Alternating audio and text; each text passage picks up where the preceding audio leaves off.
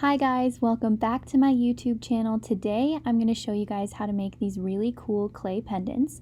First, let's get into the supplies that you need. These are some round clay cutters that I use for the top of the pendant so that I have a place to put a jump ring or string a jewelry wire in. And this is the air dry clay that I'm using. It is Air Hardening, and I found it to be the best brand and very affordable, honestly. And this is just a set of 22 pottery tools. I use a couple of these for this. And you also need a rolling pin to roll out that clay, a cup of water, and paints, of course, so that you can paint your final pieces, and some little cookie cutters or some clay cutters, and a paint palette. You also need some Sculpey gloss glaze to glaze that final product to make it really nice and shiny. So now I am just getting all of my tools set out, and while I do this, I'm going to give you a couple tips and just some facts about air dry clay. Air dry clay does not need to be fired in a kiln. It just dries magically on its own. Something that you really want to do is make sure that your surface is nice and clean before you start. I have a silicone mat that I use because clay can be very sticky and it sticks to your work surface like a ton, so that the mat helps it not to do that. And now I'm just storing my clay in an airtight container to prevent it from drying out. And now I'm just conditioning it by kneading it so it's nice and soft and easy to work with.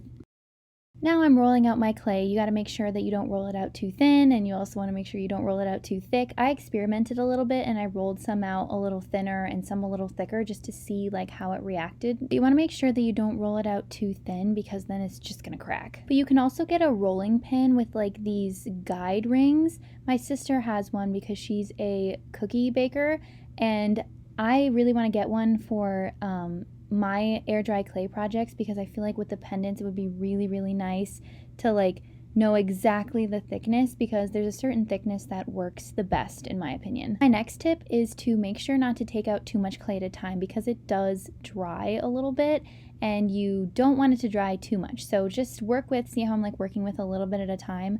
That is definitely the easiest way to do it. Another tip, I think you saw that I was using a little bit of water earlier. You don't want to use too much, and for one of them I did use a little bit too much. So I recommend just a couple drops, or adding water to a little sponge and then dabbing it on your project, or using a little spray bottle or something just to lightly mist it, because you don't want to use too much because it's going to make it crack and make the project really breakable. So just make sure not to add too much water. And now you see that I'm using my tools to make a really cool spiral design in this star, and then you can just lightly mist it with water to smooth it out. I did that when I realized that I added too much to that one first star because it was just way too much water that I added. But as you can see, I did learn my lesson and I added a little bit less, and now I'm just poking the little holes in. You're going to want to do this, of course, when it's not dry yet, and then make sure to pick the right hole-sized cutter for your pendant. I had a couple different sizes that I was working with, so make sure to pick the right one, and one that works with the project that you want. Make sure it fits through the jump ring and it's at the right size and at the right location, because you kind of can't move it, so just make sure it's at the right spot. And now I'm just starting again, conditioning some clay, a small amount, and then rolling it out.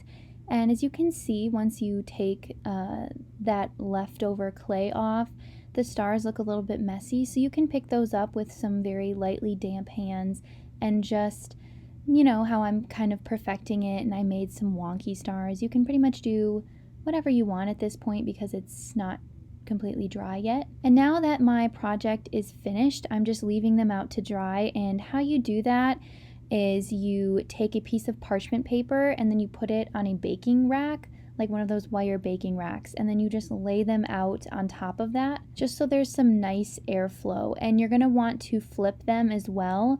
I flipped mine at about 12 hours or around that amount of time. Basically you just want to make sure that all of the sides are exposed to air so they can dry very nice and evenly. If it's too hot in your house, you can also take some cling wrap and gently put it over the top of your pendants as they're drying, just so they don't dry too fast. You don't want that to happen because it also can make them crack when they dry too quickly. Now once they're all nice and dry, I'm just using some acrylic paint to paint my really pretty pendants. I really like how they turned out.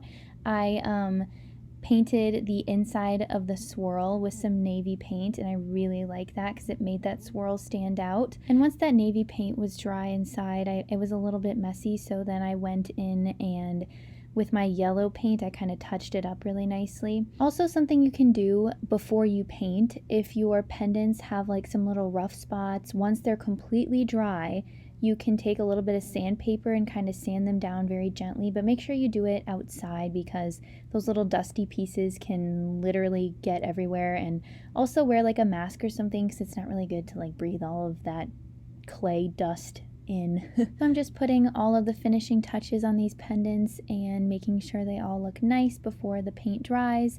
And this one was probably my favorite. It just looks so cool. I really like this one too. I also painted that spiral navy as well.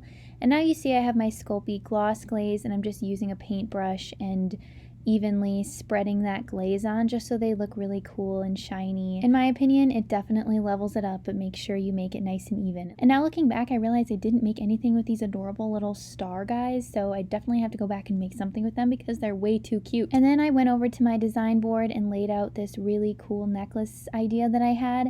And I think it turned out really good and really funky, but let me know what you guys think. Thank you guys so much for all the love on my art. It means the absolute world to me. I also love how on this next necklace, the silver metallic paint makes the pendant look sterling silver, and I think that just looks so neat. I hope you guys make some pendants of your own because it's a really affordable and easy way to up your jewelry game.